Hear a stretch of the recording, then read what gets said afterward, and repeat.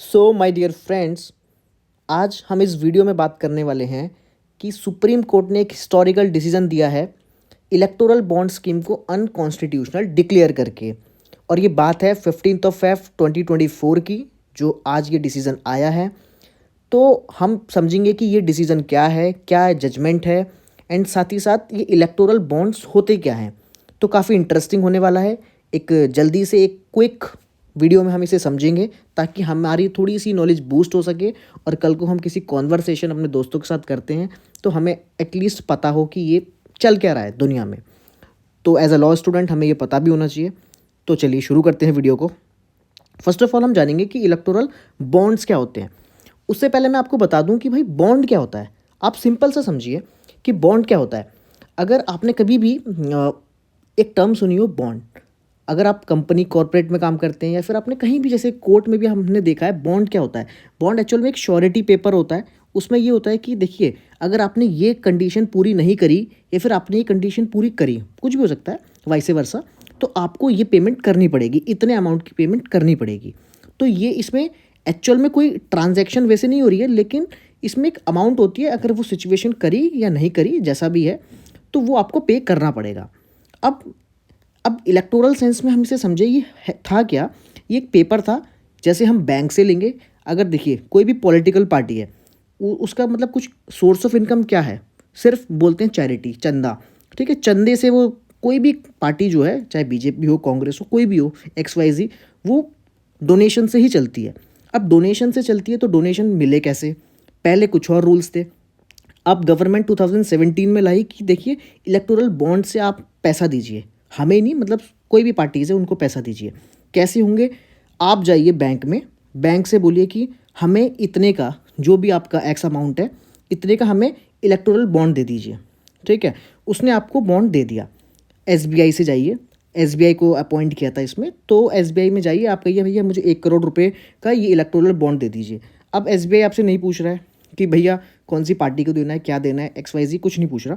आपने 1 करोड़ रुपए अपने बैंक से कटवाए, वो बॉन्ड का आप एक पेपर ले आए। अब आप पेपर लाके, अब आप उसको किसी भी पॉलिटिकल पार्टी को दे सकते हैं। ठीक है, और साथ ही साथ इसमें ट्विस्ट ये है कि अब पॉलिटिकल पार्टी को ना ही आपकी इन्फॉर्मेशन पता चलेगी, ना ही वो किसी और से डिस्क्लोज करेगी कि ये पैसा कहाँ से आया। तो ये क्या था कि एक लूप होल था कि भैया ऐसे तो काफ़ी मतलब कोई भी ऐसे चंदा दे पॉइंट पे बात करते हैं। ये तो मैंने आपको जनरल डिस्कशन बता दिया। अब लॉ पॉइंट पे बात करते हैं कि बॉन्ड होता क्या है और ये अनकॉन्स्टिट्यूशनल क्यों बोला गया। First of all, the electoral bond scheme introduce इन, ये आई थी 2017-18 का जो बजट था, यूनियन बजट, उसमें आई थी। Aim to enhance transparency, reduce the influence of opaque funding. क्योंकि पहले ओपैक फंडिंग होती थी, मतलब पता नहीं चलता था। ठीक है, आप डायरेक्टली बैंक अकाउंट में पैसा ऐसे ट्रांसफ़र होते थे, तो उसको रोकने के लिए काफ़ी हद तक इसने रोका भी। कि पॉलिटिकल कंपेनिंग्स में कैश का यूज़ हो रहा है, तो अब कैश का यूज़ तो इससे बंद ही हो गया, बिकॉज कैश का यूज़ बंद ऐसे हुआ कि पॉलिटिकल पार्टीज़ को कैश कोई नहीं दे रहा है, अब बॉन्ड्स के थ्रू दे रहा है, तो कैश रुक गया, मतलब ब्लैक मनी रुक गई। ये मानना था गवर्नमेंट का। ठीक है, this initiative implemented in 2018 presents both potential benefits and concern regarding it's effectiveness. ठीक है, हमने समझा 2018 के बजट से आया, 17-18 के। और ये जो केस है अब जो हम पढ़ने वाले हैं, जिसमें ये रिट पिटीशन दायर की गई थी, ये association for democratic reforms and another's versus union of India, ये रिट पिटीशन थी 2017 में सुप्रीम कोर्ट में डाली गई कि भैया आप देखिए, जज साहब आप देखिए कि क्या ये जो स्कीम लाई है गवर्नमेंट, ये कॉन्स्टिट्यूशनल है कि नहीं है। अब इसके की फीचर्स क्या है? हम इलेक्टोरल बॉन्ड्स की बात करें, इसके कुछ की फीचर्स होते हैं, जैसे कि एक बैरर इंस्ट्रूमेंट है। बैरर मतलब जिसके पास है उसका है। Like electoral bonds functions as a bearer bond similar to promissory notes, whoever possess them holds ownership. मतलब अगर आपके पास है, आपने बैंक से खरीदा, तो वो 1 करोड़ का बॉन्ड है, वो आपका है। आपने वही बॉन्ड हैंड ओवर कर दिया किसी पॉलिटिकल पार्टी को, तो वो उसका हो गया, सिंपल। अब वो पार्टी जाके उसे कैश करवा सकती है SBI से। तो यही बॉन्ड का काम था। Second is denominations and purchase, available in denomination ranging from, ये कहाँ से शुरू थे बॉन्ड्स? हम 1000 रुपये का भी बॉन्ड ले सकते हैं और हम 1 करोड़ तक का बॉन्ड ले सकते थे। अब किसी को 10 करोड़ देने तो वो 10 बॉन्ड ले लेगा, सिंपल। और it can be purchase from designated State Bank of India branches by Indian citizens and organisations adhering to KYC norms. मतलब इंडिया का कोई भी सिटीजन ले सकता है और कोई भी ऑर्गेनाइजेशन, मतलब कंपनीज भी ले सकती हैं, सिंपल से उसने लिया और जिस भी पॉलिटिकल पार्टी को वो देना चाहता है उसको दे दिया, हैंड ओवर कर दिया। तो ये एक बेरर इंस्ट्रूमेंट था। Next is validity and usage. इसकी 15 डेज़ की वैलिडिटी थी और ये उसी पार्टी को हम दे सकते थे जिसका एटलीस्ट जनरल इलेक्शन में, प्रीवियस जनरल इलेक्शन में 1% वोट आया हो। तो ये इसके कुछ की फीचर्स थे। अब इसका ऑब्जेक्टिव क्या था, इस स्कीम को लाने का सरकार का क्या ऑब्जेक्टिव था कि ट्रांसपेरेंसी आएगी। कैसे? रिप्लेसिंग एनोनिमस कैश डोनेशंस रुक जाएगी। तो क्या होगा, अब जो भी पैसा आएगा बॉन्ड्स के थ्रू आएगा, तो एक ट्रांसपेरेंसी हो जाएगी। ठीक है, अच्छी बात थी। Next is curbing black money. अब अगर कैश रुक गया तो अनअकाउंटेड जो भी फंड होगा वो रुक जाएगा। बिल्कुल सही। Next is enhance participation. अब encouraging broader participation from individuals, because अब इसमें क्या है कि अगर मान लो कोई देना चाहता है, 1000 रुपये देना चाहता है किसी पार्टी को, तो पहले उसको पता नहीं था कि मैं कैसे दूँ। अगर मैं इस तरीके से कैश दूंगा तो क्या ये सही होगा, किसको दूँ, किसको हैंड ओवर करूँ। तो अब सिंपल सा बॉन्ड लेके और पार्टीज़ को वो ट्रांसफ़र कर देना था। तो इससे पार्टिसिपेशन लोगों का बढ़ जाएगा। ये इसके ऑब्जेक्टिव माने गए थे। अब नेक्स्ट इज़ इसके कुछ कंसर्न थे, क्रिटिसिजम्स भी थे, जैसे कि डोनर की एनोनिमिटी। अब पता नहीं है किसने दिया, because the bearer instrument natures raises concern about potential misuse. अब मिसयूज़ कैसे होगा, बिकॉज हमें पता ही नहीं है कि ये सिर्फ एक पीस ऑफ पेपर है, इसमें किसी का नाम पता कुछ नहीं लिखा है। हम मान सकते हैं मे बी वो इलेक्ट्रॉनिकली हो सकता है, लेकिन एक पीस ऑफ पेपर है जो कि सिर्फ बॉन्ड का काम कर रहा है, उसमें लिखा है 1 करोड़ रुपए।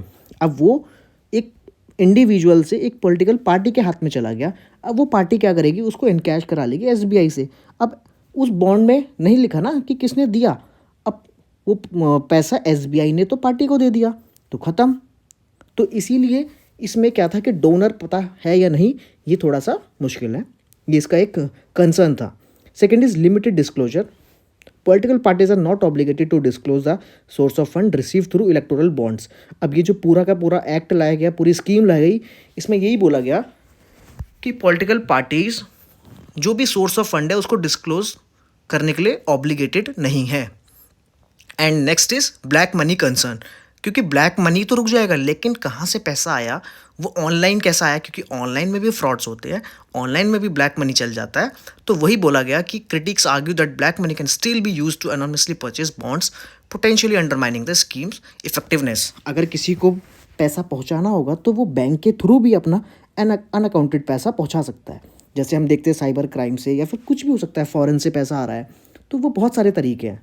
तो ये इसके 3 कंसर्न थे। अब आगे समझते हैं। अब स्ट्राइकिंग डाउन के रीज़न, जो आज की जजमेंट आई है, अब उसमें कुछ रीजंस थे। जैसे सुप्रीम कोर्ट ने बोला कि देखिए भैया, ये जो है ना राइट टू इन्फॉर्मेशन का वायलेशन है। आप किसी को बता नहीं रहे कि आपके पास पैसा कहाँ से आया है, जबकि आप तो जो सिटीजन्स हैं उनके लिए अकाउंटेबल हो, आप उनको जवाब दो, आप उनके क्वेश्चंस का आंसर करो, लेकिन आपने आरटीआई के ज़रिए ही इसको मतलब बाहर कर दिया है। तो ये राइट टू इन्फॉर्मेशन का क्या हो गया है, वायलेशन हो गया है। मेन यही था। The court found that the anonymity afforded by electoral bonds, particularly the lack of disclosure of donor details, infringes upon the right to information enshrined in article 19(1)(a of the Indian constitution. तो article 19(1)(a हमें information जानने की आज़ादी देता है, ये इसमें violet हो रहा है एंड ये स्ट्राइक डाउन हो गया। Next is concern about electoral bribery. The court expresses concern that the anonymity could facilitate electoral bribery and undue influence on political parties. And the next is inadequate transparency. इसमें transparency जो आप चाहते थे वो नहीं आई है। The scheme was deemed to lack sufficient transparency measures, limiting the public's ability to scrutinize political funding sources. So ये 3 reasons थे स्ट्राइकिंग डाउन को करने के। सो अब बात करते हैं करंट इम्प्लीकेशंस की, मतलब अब इस जो भी रूलिंग आई है इसका क्या आगे इम्पैक्ट होने वाला है। ऑल्दो हम सब जानते हैं इसका काफ़ी लॉन्ग टर्म इम्पैक्ट होगा, लेकिन जो इंपॉर्टेंट इम्प्लीकेशंस है इसकी, लाइक स्कीम डिक्लेयर इनवैलिड। पहले तो ये स्कीम इनवैलिड हो चुकी है, कोर्ट ने बोल दिया है एसबीआई को कि भैया बंद कीजिए, अब ये आप इलेक्टोरल बॉन्ड को इशू करना बंद कीजिए। First of all the court ruling effectively renders the electoral bond scheme invalid, meaning it can no longer be use for political funding. अब ये जो भी बॉन्ड्स है ये पॉलिटिकल फंडिंग के लिए यूज़ नहीं होंगे। Second is future of political funding क्या होने वाला है, इस पर काफ़ी डिबेट होने वाली है, बिकॉज अब देखिए इलेक्शन आने वाले, जनरल इलेक्शंस आने वाले हैं, तो उसमें अब फंडिंग पॉलिटिकल पार्टीज़ को किस तरीके से की जाए उसमें भी नहीं, उसके बाद भी और अभी भी, कि कैसे फंडिंग होगी। तो verdict sparks uncertainty about the future of political funding in India with stakeholders debating potential alternatives and reforms. अब इसके कुछ पोटेंशियल अल्टरनेटिव्स ढूंढे जाएंगे, मे भी कुछ इस जजमेंट का लूप होल ढूंढा जाए और गवर्नमेंट कोई एक्ट लिया है, पॉसिबल है, but let's see what will happen. And the next is election commission action. अब इसमें क्या होगा, तो कोर्ट डायरेक्ट किया है, इसने इलेक्शन कमीशन ऑफ इंडिया को कोर्ट ने डायरेक्ट किया है to publish details of electoral bond contributions, कि बताइए हमें आपके पास कितना कॉन्ट्रीब्यूशन आया है। इस वर्डिक्ट से पहले पहले मार्च 13, 2024 तक का टाइम दिया है कि आप हमें बताइए आपके पास कितना कंट्रीब्यूशन आया है। आप ऐसे पब्लिक से इन्फॉर्मेशन हाइड नहीं रख सकते हैं। आप पूरी जनता को आप रिप्रेजेंट कर रहे हैं, आप मीन्स आपकी जो भी गवर्नमेंट है, तो आप बताइए कि आपके पास कितना पैसा है। ये सिर्फ रूलिंग पार्टी के लिए नहीं है, ये टोटल सबके लिए है। तो वो बताएंगे कि हमारे पास इतना पैसा है, जो भी है। अब कोर्ट ने उन्हें बोला है तो उन्हें बताना पड़ेगा।